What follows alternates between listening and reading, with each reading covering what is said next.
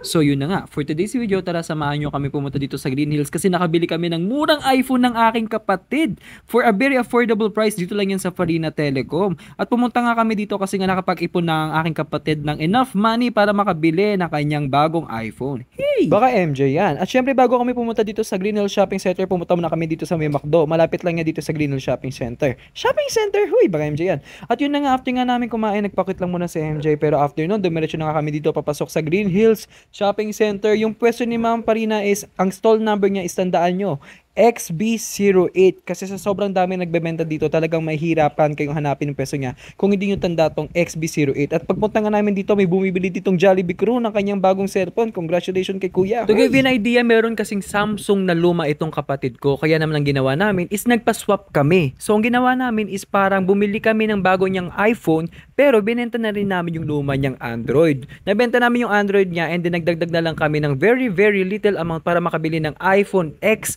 na 256 gig. Kaya naman after ng ilang negotiation, na-process din namin ito agad at syempre nagustuhan nga ng kapatid ko itong iPhone X niya na 256 gig at pinagpili ko nga siya kung black and white, pero ang pinili niya is yung color white, kaya naman nagustuhan niya talaga. At syempre after noon, hindi dyan natatapos.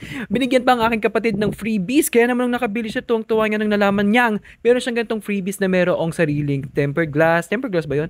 Charger at wireless charging at meron pang AirPods. Kaya naman napayak ang aking kapatid at nag-emote ng very light. Another thing guys, lahat ng second hand iPhones nila is 100% pang battery. Karamihan dyan is very legit at halos bagong-bago, pero binibenta nila yan sa napakamurang halaga. Kaya naman naglabas ng aking kapatid ng kanyang ipon. At yun nga lang, medyo kinulang pa, kaya naman ginawa ko, syempre nag-abono na lang din ako at pinaluwalan ko na rin kasi syempre matagal na talaga gusto ng kapatid ko magkaroon ng sariling iPhone. At syempre binenta din natin ng Farina Telecom ng ating sariling perfume collection, kaya naman sa unang patak, huy, amoy mayaman ka kaagad. Huy, baka MJ yan. Sa totoo lang guys, napakarami nagbebenta dito ng mga phones at kung ano pa dito sa Green Hills Shopping Center. Pero pag dito kayo bumili kay Ma'am Farina, bibigyan kanya ng napakaraming freebies talaga na to the point na babalik-balikan mo to. At syempre sa mga nag-aalangan, don't worry guys, kasi pag bumili kayo dito, meron naman kayo yung warranty na makukuha. At ito na nga the moment of truth. Very first time kasi magkaroon ng iPhone nitong kapatid ko, kaya naman tinest niya agad itong camera. At itong camera niya, ito yung mismong shot na kuha niya galing sa kanyang iPhone. At tinignan nga namin yan kung anong itsura. At ito nga, nung pinakita niya sa akin, nagulat ako kasi napakaganda ng shot na kinuha niya sa akin. At ito nga yung pinaka-actual.